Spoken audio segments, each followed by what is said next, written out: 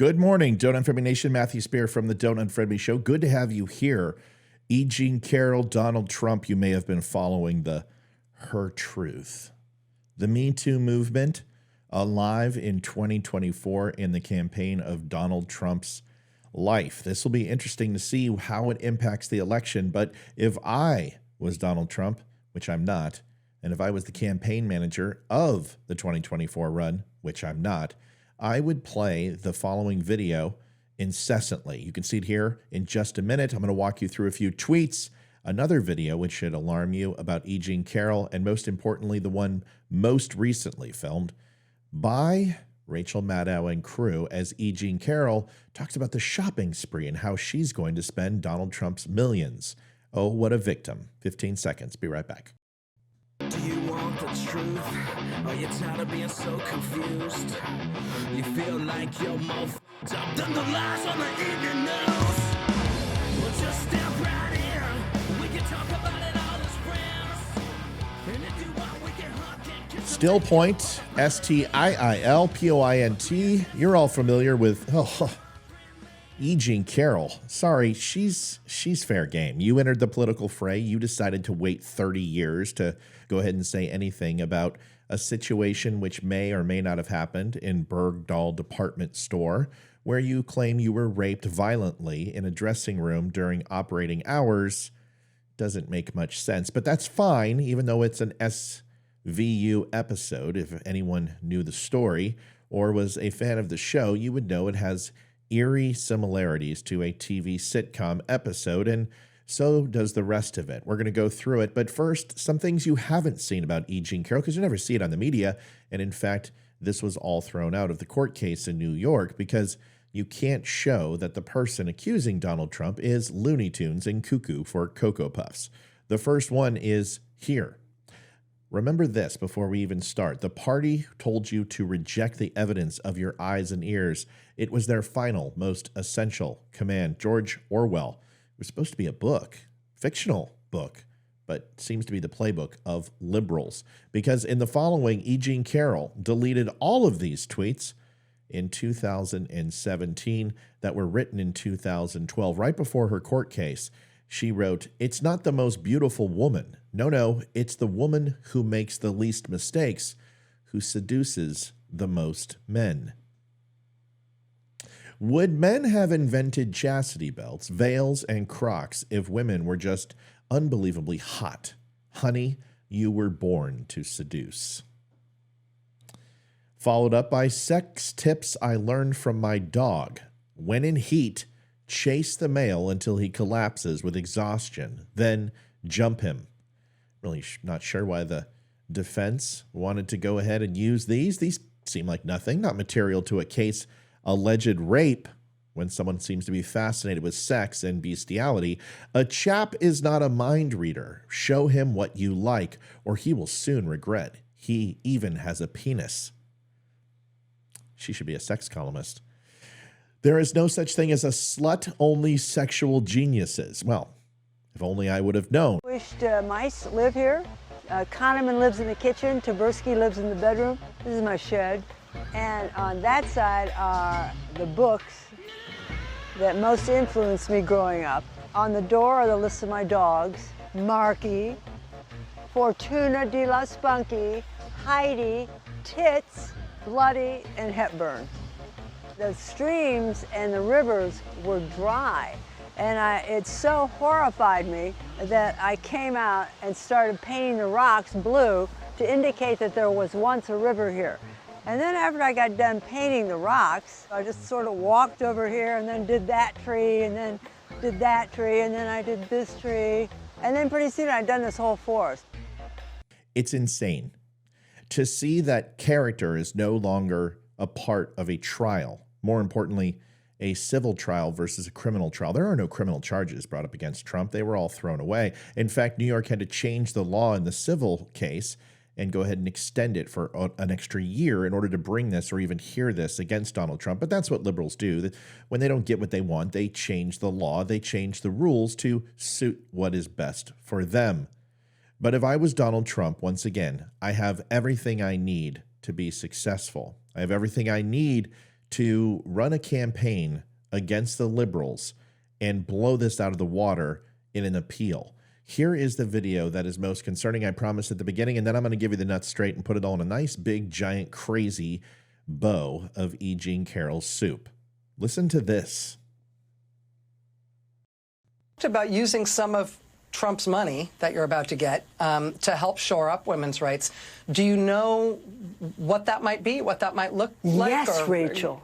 Yes. Tell me. I had such great ideas for all. And this is where the tires come off the crazy train. And I know trains don't have tires, but on her train, I guarantee they do have tires, and a few of them are flat. All the good I'm going to do with this money. First thing, Rachel, you and I are going to go shopping. We're going to get completely new wardrobes, new shoes, motorcycle for Crowley, new fishing rod for Robbie. Rachel, what do you want? Penthouse? It's yours, Nothing. Rachel. Penthouse and France? You want France? You want to go fishing in France? No? Oh, all right, okay. That's a joke. Although if me fishing in France could do something for women's rights, I would take the hit. You know, I would obviously take.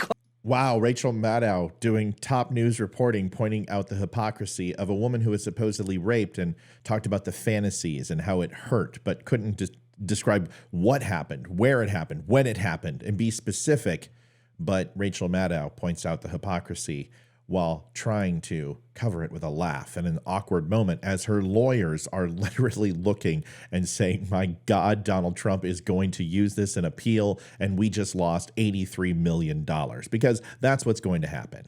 The hilarious thing about this is that there's nothing hilarious about this. There are victims in rape, and it should be taken absolutely seriously. As a sexual assault victim, as a child myself, I understand the seriousness of making allegations and ensuring that the truth is told.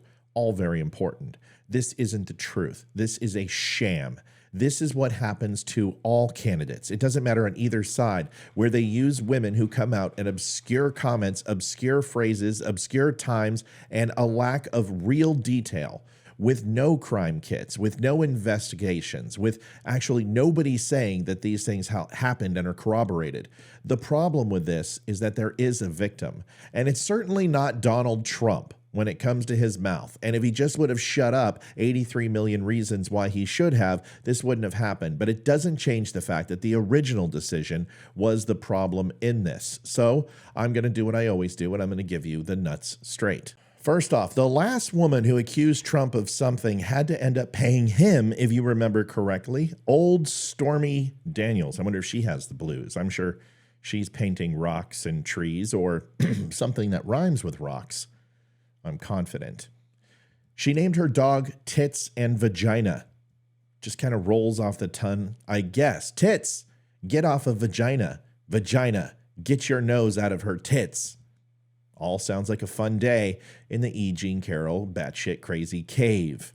She told Anderson Cooper that rape is sexy. And remember, the fantasies that people have, that most people find rape to be sexy and have fantasies. Not I, not anyone who is sane. She lives in a cabin, and that's right, it's called the Mouse House. She paints trees and rocks blue and pink. We forgot that. I'm sure all colors of the rainbow flag are represented. She lined up her entire allegations with the plot of an SVU episode. Go look it up. She called sluts sexual geniuses. She tweeted about learning sex tips from her dog. In a civil trial, the terminology and concepts differ significantly from those used in criminal trials. Guilt, a term commonly associated with criminal law, is not a concept typically used in civil litigation. Instead, civil trials are concerned with determining liability and responsibility. In a civil case, the question is usually whether the defendant is liable for causing harm or loss to the plaintiff. This can be due to reasons like negligence, breach of contract, or other types of wrongful acts, like pretending something happened and then collecting money for it and then going on TV and espousing the exact opposite, which is antithetical to your original argument. The outcome is generally about compensating the plaintiff for damages rather than proving the defendant's guilt or innocence, as in a criminal trial. The standard of proof in civil trials is also different. In a criminal trial, the prosecution must prove the defendant's guilt beyond a reasonable doubt, which is a very high standard. In contrast, in a civil trial, the plaintiff must prove the defendant's liability by a preponderance of the evidence, which means it's more likely than not that the defendant is responsible for the harm or loss, likely or not. Therefore, in civil litigation, the focus is on determining whether the defendant should be held legally responsible for the plaintiff's damages rather than assigning guilt, as in criminal proceedings. Lastly, they are so desperate to find something, anything, on Trump that they mistook every Make America Great Again cap for a clue and every tweet as a cryptic message. It was like watching a group of adults playing a high-stakes game of Where's Waldo? But instead of searching for a man in a striped shirt, they were on a wild goose chase after the ever-elusive Donald J. Trump, who always seemed to be 2 steps ahead, probably tweeting about it and struggling with the spelling of coffee at 3 a.m. Folks, thanks for watching the Don't Unfriend Me Show. Good to have you. If you like the show, please give us a follow. Stay in touch. We would appreciate that. We're on tonight at 7 o'clock. We will see you then. Stop on by. And until then, have a good night. Adjusting transmitter output. This is the Don't Unfriend Me Show with your hosts, Matt, Leroy, Amy, Olivia, and Mike. Geopolitics, military analysis, and election coverage. Coming to you live on the Spreely.tv network and all major social media channels at The Dumb Show. Honest, direct, unfiltered. Monday, Wednesday, and Friday at 8 p.m. Eastern. We can agree, we can disagree. Just don't unfriend me.